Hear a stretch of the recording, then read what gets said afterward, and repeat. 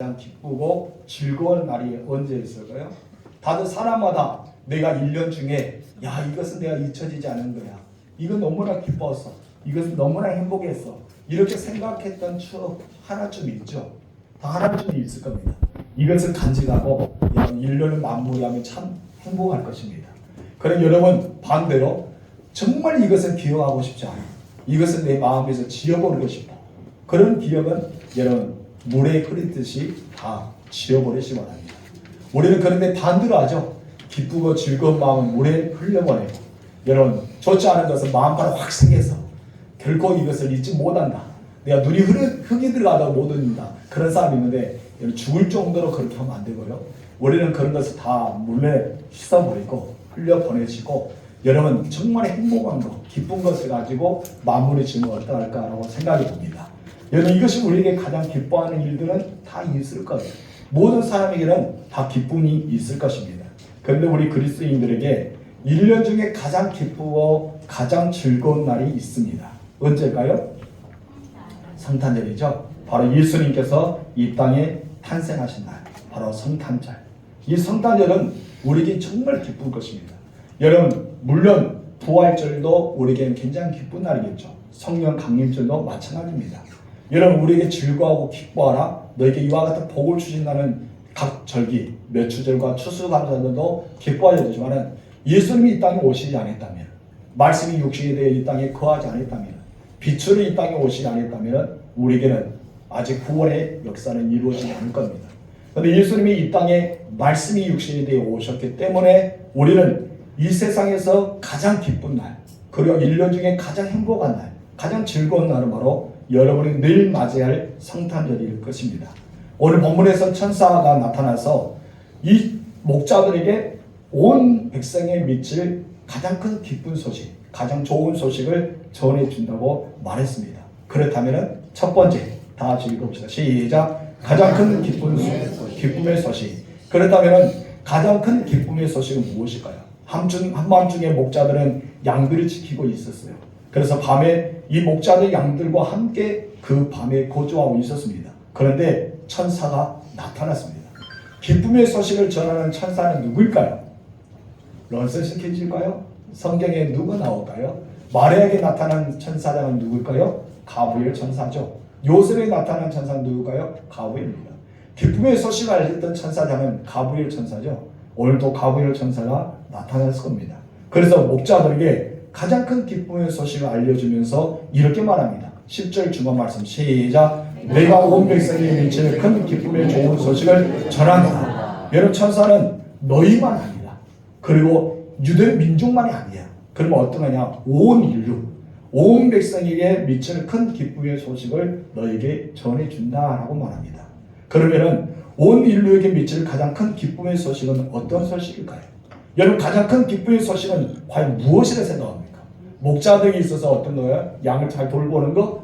목자들이 있어서는 양떼를 잘 키우는 거? 안전하게 보호하는 거? 여러분 이것이 바로 그들에게 기쁜 소식일까요? 아닙니다. 목자들이 지금까지 기다렸던 거 바로 신분의 사정 격차가 너무나 계층이 심했던 사회 오로마로부터 박해를 받아서 그들이 소곡이 되어 정말 견딜 수 없는 고통을 받았던 그 시대에 그들이 그토록 원했던 것이 있어요. 누굽니까? 메시아가 이 땅에 오는 것입니다. 예수 그리스도가 이 땅에 오는 것을 고대했다는 것이죠. 그렇게 사모했던 예수님의 소식이 그들에게 증거됩니다. 한마디로 가장 큰 기쁨의 소식은 목자들뿐 아니라 이스라엘 민족들 그리고 아브라함의 모든 자손들에게 기다렸던 것은 바로 예수 그리스도의 탄생의 소식이란 것입니다. 여러분 오늘도 마찬가지입니다. 오늘 이 시대도 마찬가지입니다. 우리 김승희 한집사님이 기도 가운데 전쟁 중에 있는 나라들 그리고 이 땅에 많은 것이 지금 현재 갈수록 죄악을 범하고 있는 이 땅, 자살이 심하고 있는 이 땅, 모든 격차가 심하고 있는 이 땅에게 필요한 것은 무엇일까요? 바로 예수 그리스도입니다. 예수 그리스도 오신다는 소식은 너무나 기쁜 소식이라는 것이죠. 그것도 하나님의 아들이신 예수님께서 인간의 몸에 있고 이 땅에 찾아오시는 사건은 너무나 기쁜 소식이라고 할 수 있습니다. 예수님이 이 땅에 창조하셨습니다. 그리고 하나님과 같이 계셨습니다. 한마디로 그 창조하신 창조주가 인간의 몸을 입고 이 땅에 오신다는 것은 여러분 어떻게 보면 가능할 수가 없다라고 생각할 수 있습니다. 그런데 하나님은 시간과 공간을 제한을 받지 않으십니다. 그래서 하나님은 이 땅에 오시기도 하고 우리 몸을 입기도 하고 여러분과 함께 하시기도 합니다. 여러분 마태복음 2장 10절 이하에 보면은 동방 박사들은 예수님의 탄생을 알려주는 별을 보고 동방으로부터 왔다라고 이야기합니다. 그런데 아기 예수가 머무는 곳에 문득 별이 머물러 섰습니다. 이것을 보고 그들의 표현을 어떻게 합니까? 가장 크게 기뻐하고 기뻐하였다라고 말합니다. 그렇습니다. 예수님의 탄생은 온 인류에게 가장 큰 기쁨의 소식입니다. 여러분들 내일 성탄절을 맞이해서 어떻게 해야 됩니까? 가장 크게 기뻐하고 기뻐해야 됩니다. 네. 우리가 쌍 인사합시다. 가장 크게 기뻐하고 기뻐합시다. 얼굴에 인상을 펴시고 말하시기 바랍니다. 인상은 뒷박 쓰고 가장 기뻐하십시오 하는 거는 너는 인상을 쓰면서 기뻐하냐라고 할까 합니다. 다시 한번 시작. 가장 크게 기뻐하고 기뻐합시다. 아멘. 여러분 절대 얼굴을 숨길 수 없습니다. 여러분은 다 숨어 있는 것 같아도 저는 다 보입니다. 여러분 얼굴 표정까지 다 보입니다. 얼마나 은혜로운지 몰라요. 이 단에 서면은 은혜가 풍성합니다. 아멘. 근데 뭐가 아멘이에요? 다 보인다는 거? 여러분 숨길 수가 없는 거예요. 다 보입니다. 어떤 분은 저를 딱 숨기면서 빗살이 막 이렇게 딱 가리고 있는 분인데 죄인들은 얼굴을 보여주지 않아요. 여러분 저를 보세요. 꼭 주님 앞에 피한 것처럼 피하지 마시고. 예, 그렇습니다. 예수님 탄생은 온 인류의 가장 큰 기쁜 소식이에요. 이보다 더 기쁜 소식 어디 있습니까? 이보다 더 중요한 사건이 어디 있냐 이거예요. 온 인류의 역사는 예수님의 탄생의 기점으로 AD와 BC가 나눠집니다. BC부터 AD로 갈라지죠. 그래서 어쩌면 주정과 주가 되는 것은 예수님의 탄생의 기점부터 시작합니다. 그래서 우리 기독교는 절기상에 보면은 2023년 바로 12월부터 우리는 2024년이 시작한다고 했지 않습니까? 여러분 절기상은 우리는 시작했어요. 이미 2024년 시작했습니다. 교회록으로 보면은. 그럼 우리가 세상의 흐름에 따라가서 보니까 2024년 1월 2일날 돼야지만 우리는 2024년 안 돼. 여러분께서 교회로 따지면 이미 우리는 2024년을 맞이하고 있다. 왜? 예수님의 탄생 기점으로 새롭게 해가 바뀌었기 때문에 여러분 AD가 되었다는 거예요. 우리는 예수님의 탄생과 동시에 AD로 되었다는 사실을 기억하시기 바랍니다. 여러분 예수님의 탄생은 너무나 기쁜 소식이에요. 엄청난 기쁜 소식이에요. 얼굴을 펴시고 기뻐하시고 주님으로 축원합니다. 두 번째 다 같이 시작. 왜 예수님의 탄생이 가장 큰 기쁨의 소식입니까? 여러분 그러면 왜 예수님의 탄생이 가장 기쁨의 소식일까요? 예수님이 구주가 되셨기 때문에. 어떻게 되셨기 때문에? 구주가 되셨기 때문에. 구주란 뜻이 무엇입니까? 구원자죠. 구원자가 구주의 뜻입니다. 그리스도는 무엇입니까? 기름 부음 받은 자랍니다. 어떤 기름을 부음 받았습니까? 왕과 선지자와 제사장. 이 세 가지 기름을 부음받는데 주로 여기서는 왕의 기름을 부음받았다. 그래서 왕으로 예루살렘에 입성하신 예수님을 평화의 왕이라고 상징하고 있습니다. 주는 무엇입니까? 하나님을 가리킵니다. 바로 하나님이신 구세주가 우리를 구원하기에 이 땅에 오셨다는 것입니다. 그분이 누구냐? 바로 구약에서는 히브리어로 메시아, 신약에서 헬라어로 그리스도라고 단어를 쓰고 있습니다. 여러분 예수 그리스도가 이 땅에 오셨다는 크리스마스를 우리 그리스도께서 이 땅에 오신 날을 기념하는 것입니다. 그래서 매일 즐거운 성탄절에 그리스도가 오셨습니다. 이것이 바로 메리 크리스마스예요. 근데 세상 사람들은 모르고 어떻습니까? 좋다고 메리 크리스마스, 메리 크리스마스 하잖아요. 여러분 우리 주님 오셨습니다. 그리스도 오셨습니다. 이런 뜻도 모르고 살아가는 사람이 많아요. 여러분 이 사람들은 다 합니다. 여러분 스님들도 합니다. 다른 종교를 가진 분도 다 합니다. 어떻게요? 메리 크리스마스. 예수님 오셨다는 거예요. 여러분 모르고 그렇게 하시는데 우리는 너무나 좋습니다. 모든 세상 사람들이 주님을 찬양합니다. 예수님이 예루살렘에 입성할 때 호산나 다윗의 자손이 하면서 찬송을 드렸던 것처럼 예수님이 이 땅에 오시는 성탄절에 여러분 모든 이 땅의 백성들이 성탄절을 보내는 사람들이 메리 크리스마스 우리 그리스도께서 이 땅에 오셨습니다. 우리 주님의 즐거운 자치를 우리 베풀어야 됩니다. 너무나 기쁜 소식이 바로 예수님이 이 땅에 오셨습니다 뜻이 메리 크리스마스. 너무나 좋지 않습니까? 바로 우리 주님이 이 땅에 오셨다는 것입니다. 그런데 예수님께서 구주로 이 땅에 오셨는데 여러분 구주가 되기 위해서는 예수님께서 어떤 일을 행하셔야 됩니까? 구체적으로 어떤 일을 행하야지만 구주가 될 수 있을까요? 첫 번째 나같이 보겠습니다. 시작. 죄로부터의 해방을 말합니다. 지금까지 인류는 아담의 안에서 하나님의 진노를 받을 수밖에 없었습니다. 죄 때문입니다. 아담의 죄 때문에. 그래서 우리는 죄 때문에 하나님께 나아갈 수도 없었어요. 죄로 인해서 가난과 질병과 저주가 찾아왔잖아요. 죄로 인해서 이 땅에 에덴과 같은 놀라운 축복의 땅이 오히려 가시, 덤불과 엉겅퀴가 자라고, 여러분 사람들을 땀 흘려야 하지만 또한 이렇게 먹을 수 있고, 또한 여자들의 해산 고통이 오게 되었습니다. 이 모든 것이 무엇입니까? 죄 안에 살아갑니다. 가난과 질병과 모든 이 땅에 저주 쓰는 것이 바로 죄란 것입니다. 그런데 예수님이 이 문제를 해하기 위해서, 죄의 문제를 하기 위해서 이 땅에 인간의 몸을 입고 찾아오셨습니다. 그 오신 날이 바로 성탄절입니다. 마침 우리의 모든 죄와 허물을 감당하기 위해 십자가에 달려 죽으셨습니다. 예수님은 죽으심으로 마지막에 하셨던 말이 있습니다. 무엇인 줄 아십니까? 다 이루었다. 이를 다 이루었단 말이 무슨 뜻입니까? 지불했다. 어떤 걸 지불했다? 값을 지불했다. 나는 값을 완벽하게 완불했어 라는 뜻을 가지고 있습니다. 그렇다면 이 값을 지불했다, 값을 완벽하게 지불했다는 뜻은 무엇일까요? 다시 말해서 모든 인류의 죄의 값을 다 지불했어 라는 뜻을 가지고 있습니다. 한번 예수님 십자가에 죽으심으로 우리의 죄가, 나의 죄가 완전히 지불되었고 나는 의로운 자가 될 수 있는 은혜를 입었다는 것입니다. 그런데 예수는 믿지 않고는 그것을 해결받을 수 없습니다. 예수는 바로 우리의 죄 문제를 해결하기 위해서 이 땅에 인간의 몸을 입고 구주로 오셨습니다. 그것이 바로 성탄절이에요. 그래서 우리는 나의 죄를 해결하기 이 땅에 오신 주님을 찬양해야 되고, 우리는 주님께 기쁨의 소식을 전해야 될 줄 믿습니다. 두 번째, 다 같이 읽어봅시다. 시작. 죽음으로부터의 해방을 말한다. 죄의 값은 사망이다. 죽음이라 했더니 죽음인 줄 알았죠. 사망입니다. 여러분, 왜 우리 인간은 죽음을 생각하고, 우리는 죽음을 상상하고, 죽음을 말할 때 모두가 두려워할 수밖에 없을까요? 죽음이라는 단어 앞에 모든 사람이 떨 수밖에 없을까요? 그것은 다른 것이 아니라 심판이 있기 때문입니다. 나도 알지 못하는 내 영만을 알 수 있는 심판이 기다리고 있어요. 그런데 이 심판을 자유로 얻어야 되는데, 여러분 이것이 있으면 자유를 얻지 못합니다. 이것이 무엇입니까? 죄입니다. 무엇이다? 죄다. 여러분 죄가 있는 사람은요 죽음 앞에 떨 수밖에 없습니다. 그러나 여러분 죄를 완벽하게 지불되어지고 죄를 해결받은 사람은 오히려 그날을 기다려요. 주님, 내가 준비되었습니다. 나를 데려가 주세요. 언제 나 데려갈 거예요? 예수님, 나 가고 싶어요. 그런 마음이 있잖아요. 천국이 더 좋기 때문에. 그래서 죄 문제가 해결되지 못하는 사람들은 두려워요. 그리고 무서워해요.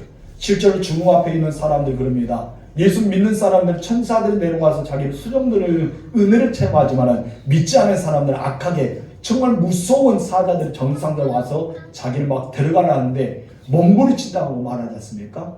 왜 그럴까요? 죄의 문제 때문인 것이죠. 무서운 이 죄의 문제입니다.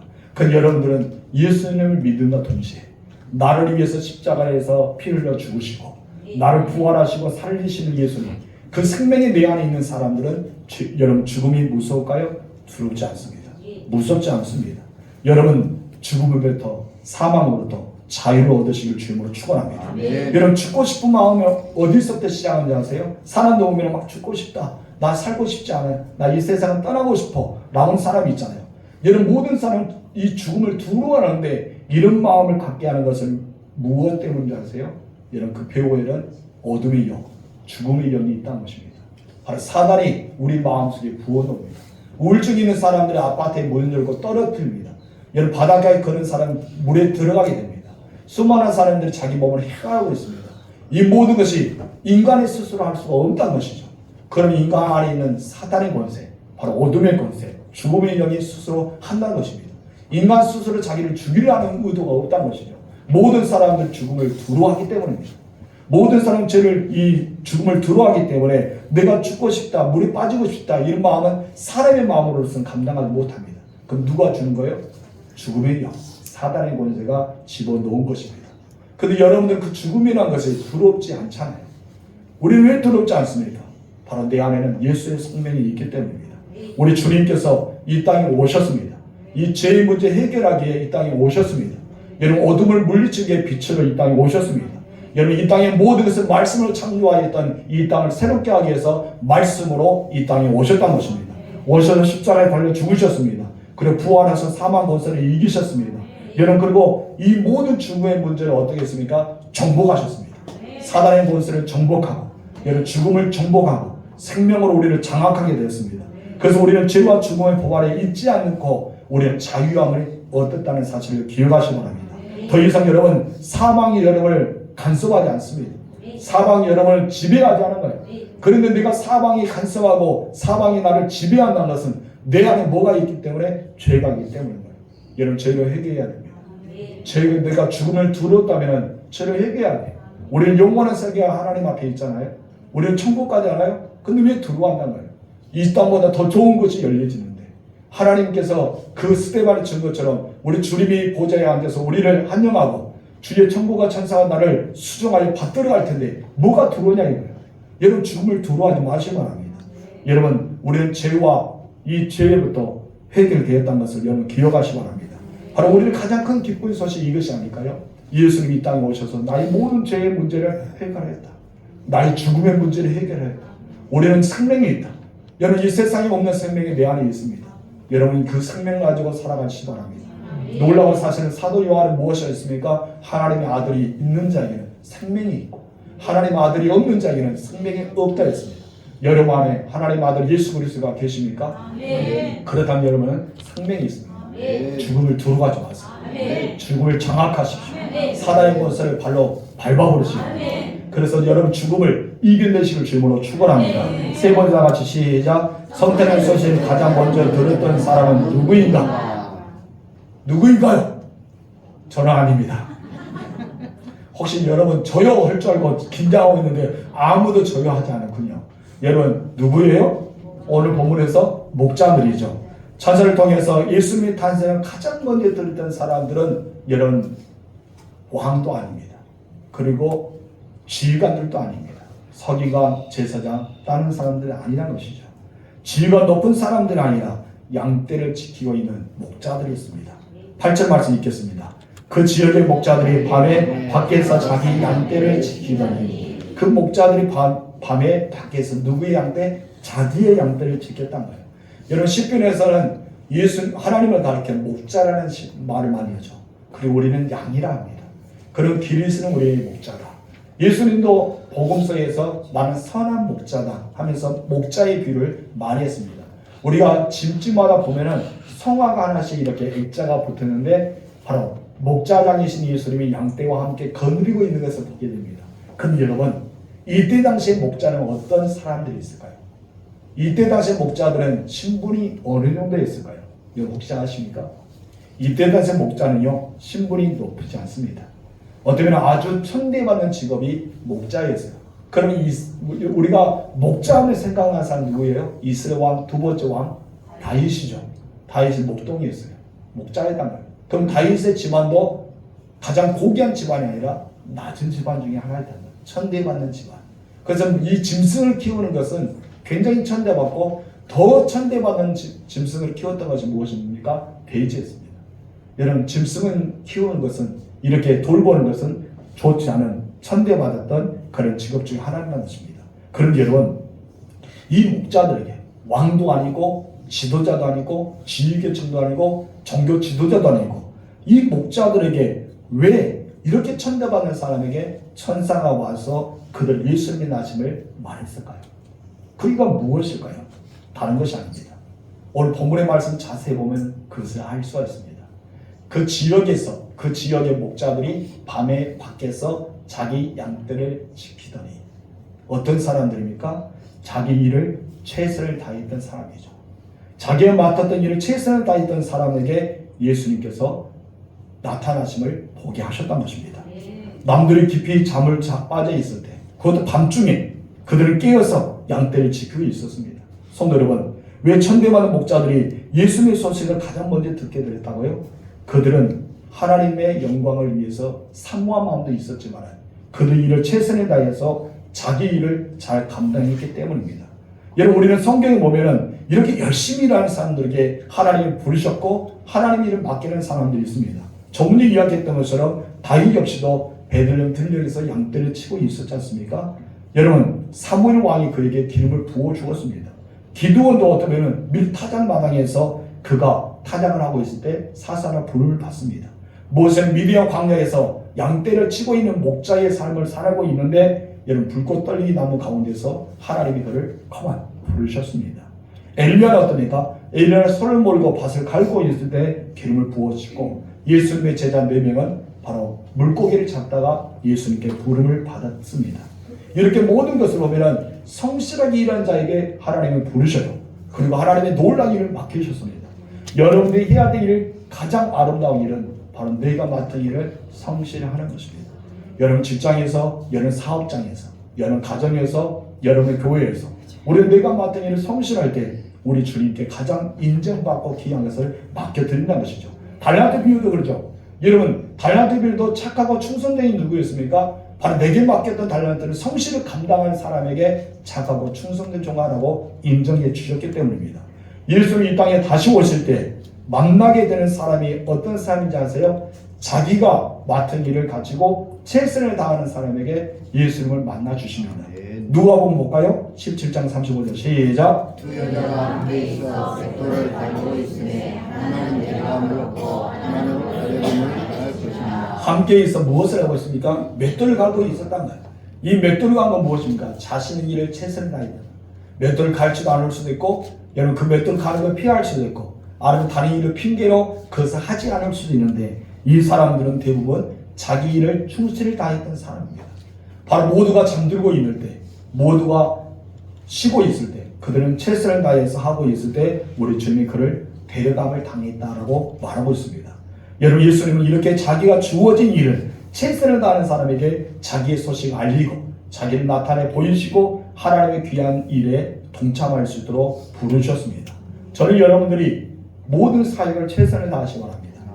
주님의 사역도, 가정 사역도, 여러분 직장 사역도, 그래 또한 여러분의 회사 사역도, 사업의 현장도, 여러분 같은 모든 일을 최선을 다하면 우리 주님이 가장 귀한 게 쓰이실 줄 믿습니다. 여러분 작은 거 너무나 충성스러운 걸 원합니다. 그래야지만 하나님은 큰 것도 맡기십니다. 네 번째 나와 즐겁사 시작. 이것은 너희에게 표적입니다. 천사들은 목자들에게 너희가 가서 강포에 쌓여 구유에 누인 아기를 버리니 이것은 너희에게 표적이 될 것이라고 말했습니다. 성탄의 표적이 무엇인 줄 아십니까? 성탄의 표적은 여러분 보자기에 쌓여서 구유에 누이는 아기 예수를 보는 것이 표적이었어요. 다른 것이 아니죠. 막 하늘이 갈라지고 땅이 막 갈라지고 막 역사가 일어나는 그런 기적의 현장이 아니라 단 그들이 보는 표적이 무엇이었어요? 그냥 아무것도 아닌 아기가 태어나는데 그 아이가 어디 있다? 구유에 누이는데 뭐에 쌓여있다? 보자기에 쌓여있다. 이 강포에 쌓인 보자기에 쌓인 것처럼 그 아이를 볼 때 너에게 표적이 된다. 이 표적이었던 것이죠. 여러분 우리 임덕수 안사람이 구유를 잘 만들었습니다. 아기 예수는 이미 성장하고 있기 때문에 오셔서 한국 호박들이 많이 있지만 저 구유를 만드는데 예를 썼습니다. 여러분 우리 이 구유를 볼 때마다 누구를 봐야 돼요? 표적을 봐야 돼요. 어떤 표적? 아기 예수께서 이 땅에 오실 때 저 구유에 강보에 쌓여서 보자기에 쌓여서 누워있는 예수를 상상해야 됩니다. 여러분 우리 십자가를 바라볼 때 뭐랍니까? 우상한 것이 아니라 우리 죄를 위해 십자가를 돌아가신 주님을 생각하는 거예요. 나의 죄가 십자가에서 죽었구나. 나는 십자가에 죽었어. 그러면 이 구유를 볼 때마다 뭐 해야 돼요? 야, 소가 양떼가 얼마나 많이 먹었을까? 저걸 얼마나 많이 드셨을까? 그런 것이 아니라 이걸 볼 때마다 예수님께서 이 땅에 오신 표적이다. 성탄의 표적이다. 그래서 제가 만들어주는데 너무나 잘 만들었어요. 보기 아까울 정도 잘 만드는데 표적입니다. 궁금하신 분은 좀 이따 보십시오. 버르데 500 받겠습니다. 여러분 우리 주님께서 이렇게 오셨다는 거예요. 성탄의 표적. 여러분 보자기에 쌓여있다. 어디에 누워있다? 구유에 누인 아기가 있다. 이것이 바로 천사가 말해주는 구주가 나시는 표적이 바로 이것이라 우리에게 말씀하고 있습니다. 여러분 만왕의 왕이시라면요 만주의 주가 되시고요 우리의 구원자가 되시려면 적어도 이런 구유가 아니라 어디에 누워 있어야 될까요? 침대에 누웠든지 아니면 집에 있든지 그것도 아니면 구주가 만나셨기 때문에 궁궐에 있든지 우리는 그렇게 생각해야 됩니다. 사람들 가운데는 하늘에 구름 타고 오시는 것 아니면 독수를 타고 임하시는 그런 역사를 생각할 수 있습니다. 근데 예수님은 그렇게 오지 않았습니다. 예수님은 아주 초라하게 그것도 따뜻한 방이 아닌 짐승들이 가득한 마곡간에서 태어나셨습니다. 이 예수님께서 인간의 몸으로 이 땅에 오시면서 낮고 천한 말구에 누일 수밖에 없는 그런 모습으로 이 땅에 오셨을까요? 우리 몇 가지 살펴볼 텐데 첫 번째 다 같이 읽읍시다. 시작. 두려움 없이 하나님과 교제하고 하기 위함이다. 왕의 신분을 왔다면 모든 백성들이 예수 앞에 나와서 여러분 그 앞에 가까이 갈 수 있을까요? 왕자로 오셨다면 미리 거기에서 이미 사람들이 군사들이 지켜서 사람들이 가까이 오지 못하게 했을 겁니다. 높은 지위를 가진 것도 마찬가지입니다. 사람들이 가까이 갈 수 없어요. 근데 예수님이 이 땅에 오시면서 가장 낮고 천한 모습으로 오셨어요. 그래서 모든 가난한 자, 불쌍한 자, 병든 자, 그리고 가부들, 고아들, 이 땅의 많은 죄인들, 수많은 사람들의 친구가 되어 주셨습니다. 여러분, 죄성이 가진 우리들은 천사만 봐도 두려움에 빠집니다.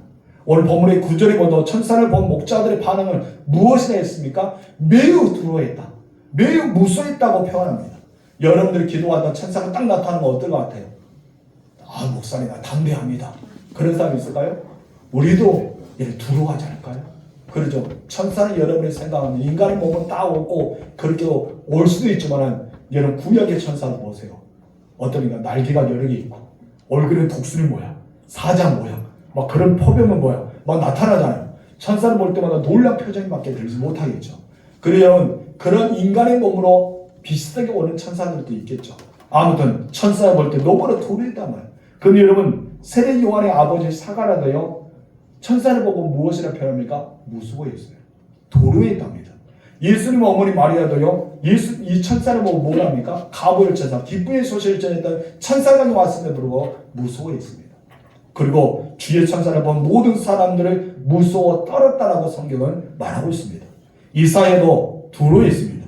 여러분 에스겔도 그랬어요. 다니엘은 아예 혼전하여 알아 누웠다고 성경에서 말하고 있습니다. 기도원도 천사를 보고 자기는 죽을 것 같아서 울고 있다라고 표현하였습니다.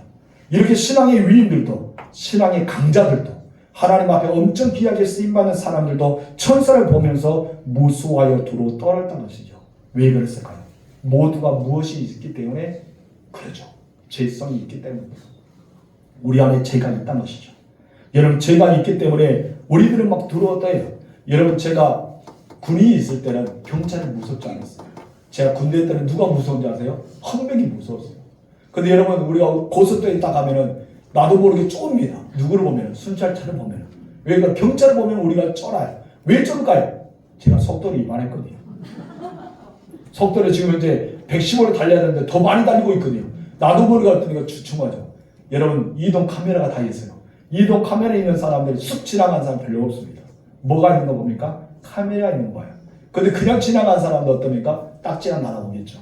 우리 모든 사람은 법 안에서 우리는 죄성이 있습니다. 속도 위반의 죄, 아니면 가속죄, 모든 죄가 있어요. 그렇기 때문에 경찰을 볼 때마다 나도 모르게 고속도로에서 쫄릅니다. 왜 그럴까요? 속도를 위반했기 때문에요. 여러분 이것 같이 우리가 천사를 보아도 나도 모르게 마음이 웅크한다는 거예요. 두려움이 생깁니다. 그래 이 죄에서 자유가 오면요 어떤 마음이 생길까요? 바로 천사가 오면은 기뻐하겠죠. 주의 하늘이 열리고 스데반이 가장 얼굴에 웃는 얼굴을 천사 얼굴처럼 변화되어서 우리 주님이 서신 것과 주의 영광이 이 땅에 오고 보면서 너무나 기뻐했어요. 왜 그렇게 스데반이 기뻐했을까요? 죄성이 사라졌기 때문입니다. 여러분 오늘 천사가 딱 나오면 여러분 어떻게 해야 될까요? 두려워하지 말아야겠죠. 오셨습니까? 기다렸습니다. 반가워요. 이렇게 인사하십시오. 만약에 들어서 혼절하게 되면 여러분 분명히 뭐가 있다? 죄가 있다. 그럼 뭐 해야 됩니까? 회개하십시오. 우리 여사님에게 인사합시다. 천사를 보고 두려워하면 회개해야 됩니다. 회개하셔서 신하게 맞이하십시오. 나중에 천국한 천사가 여러분과 함께 하늘에서 같이 찬양으로 영광 돌려야 되잖아요. 그러니 여기서부터 연습하시기 바랍니다. 근데 여러분 천사는 항상 우리 주변에 있어요. 여러분 믿음의 성도들 돕는 자 여러분 옆에 늘 붙어 있습니다. 오늘 이 시간이 있습니다. 우리가 이 시간이 있어요. 영안이 열리지 않아서 우리가 못 보는 거지. 주의 천국한 천사는 오늘도 예배 현장에 있습니다. 주의 백성들 예수를 구원을 받았던 사람들을 늘 천사들이 따라다닙니다. 그래서 여러분 기도를 가지고 향단에 담아 천사가 올라가잖아요. 그 천사가 여러분 부인해서 하는데요. 여러분 가는 곳마다 천사를 늘 동일합니다. 우리를 돕는 자, 우리는 부리는 자, 우리는 그렇게 살아가는 거예요. 무슨 말인지 알죠? 무서워하지 마세요. 근데 왜 무서워한다? 죄가 있어서. 죄로부터 자유롭기 바랍니다. 두 번째 다 같이 읽읍시다. 시작. 진정한 영광은 낮음과 희생으로부터 출발한다는 사실을 가르치시기 위해서 예수님께 이 땅에 말고 태어났던 것은 무엇이에요? 바로 두려움 없이 하나님과 교제하기 위해, 주의 천사와 함께 동역하기 위해서, 천국과 천사를 명령하여서 어둠의 곳을 붙잡고 사단의 곳을 포박하고 귀신 들린 자를 그들을 결박하기 위해서 우리 옆에 늘 천사가 있는 것을 가지고 두려워해서는 안 된다는 것이죠.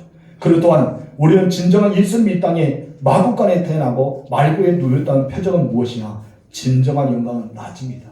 그리고 희생으로부터 출발하는 사를 보여주기 위해서입니다. 사람들이 영광이라면 찬란한 것을 말합니다. 그리고 영광을 볼 때 눈을 부시는 것 말합니다.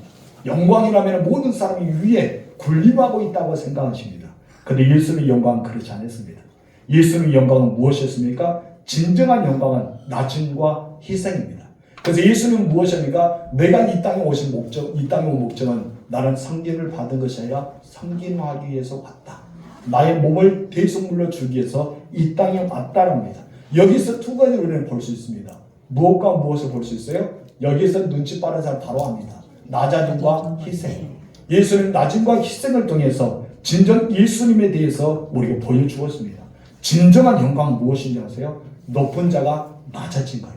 저의 높은 하나님이 이 땅에 인간의 몸으로 오는 것이 바로 진정한 영광이었습니다. 진정한 영광은 무엇인지 아십니까? 바로 희생에서 출발한 것입니다. 성도 여러분, 보자기에 쌓여있는 구연도인은 예수님이 성탄의 표적이라고 천사는 말했습니다. 주님은 낮아짐과 여러분 희생을 통해서 성탄의 표적을 보여주셨습니다. 그렇다면 여러분들은 어떤 표적을 보이기를 원합니까? 성탄절에 어떤 표적을 여러분 증명하기를 원합니까? 여러분들은 성탄에 어떤 표적을 많은 사람에게 나타내 보이기를 원할까요? 예수는 말구에 누이신 것이 바로 희생과 낮아짐이라고 이야기했습니다. 그렇다면 여러분이 예수의 생명을 내 안에 있는 자, 예수 믿어 구원받은 자, 죄로부터 자유를 얻어서 우리는 천국 백성이 되었던 우리들은 여러분 성탄절의 표적은 어떻게 살아가야 될까요? 빨간 양발에 선물 넣을까 말까? 하나님께서 내게 어떤 선물을 줄까?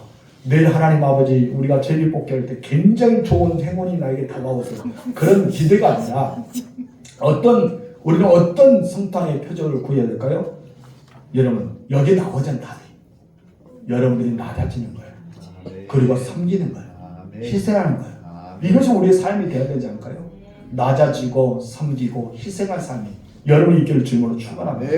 우리의 표정은 무엇이다가요? 낮아짐과 섬김과 희생. 우리의 표정이에요. 성탄절에 우리의 표정은 그것입니다. 아기에서의 표정은 바로 낮아짐과 희생이 말구유를 통해서 우리에게 주셨던 것처럼 여러분의 희생 그렇게 되시기 바랍니다.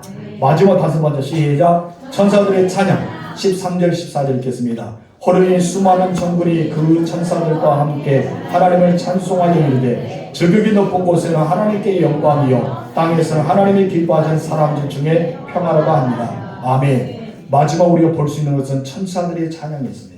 가브리엘 천사를 비롯해서 수많은 천군과 천사들이 예수님의 탄생을 너무나 기뻐했어요. 그래서 하나님께는 영광, 이 땅에서는 평화라는 노래를 불렀다는 것입니다. 우리는 이 성탄절을 보면은 기쁨과 평화가 넘쳐납니다. 하나님께는 영광이 되고 이 땅에 평화가 있었는데 우리 주변에 오세요. 좀 전에 기도했던 것처럼 전쟁 중에는 모든 나라들이 진정 평화를 원하고요. 모든 사람 즐거운 성탄절 메리 크리스마스라고 외칠 수 있냐 이것입니다. 오히려 지금 현재는 사별합니다. 무서운 세상에 살아가고 있습니다. 어떤 평화를 말하고 있지만 평화가 없는 사회, 자유민주주의에 속하고 있지만 자유가 없는 시대에 우리는 살고 있지 않은가 생각합니다. 그러나 성경은 성탄절을 비유해서 이 땅에 하나님의 영광이고 평화가 임하기를 소망합니다. 그럼 누가 이것을 만들어야 될까요? 그리스도인들, 예수 믿는 사람들이 이 성탄을 통해서 하나님께 영광이고 이 땅에 평화를 만들어야 줄 믿습니다. 그렇다면 우리는 이 말씀을 어떻게 이해해야 될까요? 우리 성경을 다 보도록 하겠습니다. 넘겨주세요. 시작. 저cực 높은 곳에는 하나님께 영광이요 저cực 높은 곳은 세상의 높은 곳을 가장 높은 곳을 말합니다. 한마디로 그것은 무엇이라고 말합니까? 하나님이 계신 곳입니다. 저cực 높은 곳은 하나님이 계신 하나님의 보호자예요. 예수님이 탄생한 것은 하나님의 영광, 그 땅에서 하나님의 영광이 되었습니다. 예수님께 탄생이 하나님께 영광이 되었을까요? 바로 하나님의 말씀이 이 땅에 이루어졌기 때문입니다. 당신의 형상에 따라서 인간으로 창조하셨던 인간의 몸으로 이 땅에 오셨기 때문에 하나님께서는 이 땅에 하나님의 영광이 가득하기 위해서는 그 하나님의 영광이 그곳에 가득 임해야 됐기 때문입니다. 성도 여러분, 예수 여러분 그 영광이 이 땅에 임하기 원합니다. 그런데 조금 전에 이야기했던 것처럼 죄와 죽음의 부배 아래에 있는 이 땅에서는 하나님의 영광을 누리지 못합니다. 이미 하나님의 영광은 훼손되었기 때문입니다. 하나님의 형상이 우리 가운데 훼손되었기 때문에 이 땅에서는 영광이 되지 못해요. 이것을 알 때 인간의 타락이랍니다. 죄성을 가지기 때문에 하나님의 영광이 어떻게 됐습니까? 흠집이 생겼어요. 훼손이 되었다는 것입니다. 그런데 예수님께서 이 땅에 태어나심으로써 이제 예수님께 이 땅에서 사역하심으로써 하나님의 영광을 회복하게 됩니다. 그 하나님의 영광을 회복하는 사건이 무엇입니까? 십자가와 부활의 사건입니다. 예수님께서 십자가에서 죽으시고 부활하시고 모든 죄를 지불해서 이제 죄와 죽음의 법 안에서 있던 영혼들이 이제 자유받아서 죄와 죽음의 사망의 법에서 해방되었기 때문에 더 이상 하나님의 영광이 흠집이 아니라 그 영광이 이 땅에 가득한 거예요. 우리 주기도 모르잖아요. 하나님의 나라가 거기서 임한 것처럼 이 땅에 임하이더라. 그것이 바로 우리가 구원의 사건이에요. 하나님의 영광이 이제 그 하나님 가장 높은 곳에 있는 것이 아니라 이 땅에 오셨습니다. 그것을 가르쳐 무엇이라고 하십니까? 바로 죄와 죽음의 법에서 해방된 사건입니다. 우리가 하나님의 자녀가 되는 사건입니다. 이보다 더 큰 하나님의 영광이 어디 있어요? 하나님의 말씀에 있던 것이 그대로 되어졌기 때문에 그것은 아버지 하나님께 가장 큰 영광이라는 것입니다. 그리고 이 땅에는 그 사건을 통해서 무엇이 찾아왔습니까? 다음 절 다 같이 읽읍시다. 시작. 땅에서는 기뻐하신 이분 사람들 중에 평안하다. 여기서 말하는 평안은 군사적인 평화가 아닙니다. 평화는 철학적과 평화적인 의미가 아니라면 정신적인 평화도 아닙니다. 여기서 말하는 평화는 언어적으로 샬롬이라는 말입니다. 어떤 말? 샬롬. 살롬 줄롬이 아니라 샬롬. 어떤 거라고요? 샬롬. 자, 혓바닥을 쭉 올려서 시작. 샬롬. 잘하시네요. 저 혀가 둘이서 잘 안 돌아가는데 여러분 참 잘하는 것 같아요. 분명히 살롬이라는 사람 없었죠. 여러분 살롬은 여러분 다 살아있기 때문에 제가 살롬이고 저는 죽을 사람은 다 무덤에 있지만 샬롬. 여러분 평안을 뜻하는 거예요. 여러분 이것은 절대된 평화를 의미합니다. 세상에 줄 수 있는 평화 아니라는 것입니다. 예수님의 제자들이 3년 반 동안 주님을 따라다니면서 그들에게 마지막 부활절을 앞두고 고난절을 앞두고 예수님께 살롬을 전했습니다. 우리 복가 요한복음 14장 27절 시작. 평안을 너희에게 주노니 곧 나의 평안을 너희에게 주노라. 내가 너희에게 주는 것은 세상이 주는 것 같지 아니하리라. 예수님이 이 땅의 평화, 너희는 하나님께 영광이요. 이 땅의 평화란 말하는 것은 세상이 주는 것이 아니라 예수님이 십자가의 대속으로 인해서 부활하심으로써 이 땅에 참된 평화가 왔음을 전해주고 있습니다. 주님이 주신 평화는 최고의 평화입니다. 여러분 우리 인간이 누리지 않은 평화, 신이 주는 평화, 하나님이 주는 평화를 주셨기 때문입니다. 그래서 가브리엘 천사가 마리아를 만났을 때 예수님이 잉태된 사건을 이야기하면서 은혜를 받은 자여 평안할지어다 라고 하는 거예요. 왜 그럴까요? 그 하나님께 내 뱃속에 임했기 때문에 평안을 얻으라는 것이죠. 하나님이 주신 평안을 가르쳐 은혜를 받은 자입니다. 우리 열사람 인사합시다. 은혜를 받은 자여 평안할지어다. 여러분 모두는 어떤 사람이에요? 은혜를 입은 자예요. 이 은혜를 입은 자, 이 은혜를 받은 자를 평안한 사람들은 어떤 사건이 일어난 줄 아십니까? 십자가를 죽으심으로 중간에 막힌 담을 허셨습니다. 에베소서 2장 14절 시작. 그는 우리의 평화의 화평이신지라 둘로 하나를 만드사 중간에 막힌 담을 허시고. 여러분 둘은 유대인과 이방인을 가리킵니다. 물과 기름 같은 존재였습니다. 유대인들은 우리를 상대할 때 아주 부정하게 상대해요. 지금도 그럽니다. 그런데 예수님이 십자가 사건으로 유대인과 이방인을 완전히 하나가 되게 하셨다는 것이죠.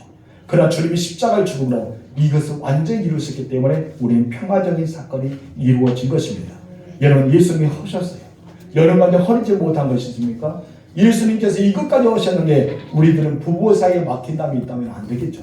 부부 사이에 막힌 담을 허시기 바랍니다. 아멘. 부모와 자녀들의 막힌 담이 있습니까? 허시기 바랍니다. 아멘. 주변에 사람과 사람 사이에 막힌 담이 있습니까? 어떻게 될까요? 허셔. 아멘. 막힌 담이 있으면요 축복의 통로가 막혀져요. 이 땅에 매이면 하늘이 매이잖아요. 무슨 말이냐죠? 이 땅에서 풀어야 돼요. 아멘. 하늘에 풀리잖아요. 여러분께서 막힌 담은 빨리 오세요. 누구를 위해서? 나를 위해서. 풀어야 돼요. 예수님께서 이 땅에 오신 목적은 막힌 담을 허시기 위해서, 막힌 담을 헛물기 위해서 오셨다는 것입니다. 성도 여러분, 저와 여러분들은 이 성탄절 맞이해서 우리는 믿음으로 하나님께 영광을 돌리고 이 땅에서 예수를 영접한 우리들은 평화의 축복을 누리는 우리가 되기를 소망합니다. 예수님의 말 9일을 오면서 성탄의 표적을 보았습니다. 여러분들은 진정 영광이라는 것은 낮음과 희생을 통해 시작된다 했습니다. 그렇다면 우리도 성탄절을 통해서 낮아짐과 섬김과 희생을 통해서 성탄의 표적을 나타내 보이는 여러분 되실 줄로 축원합니다. 기도하겠습니다. 참 좋으신 나의 하나님 아버지 감사합니다. 예수님이 이 땅에 오신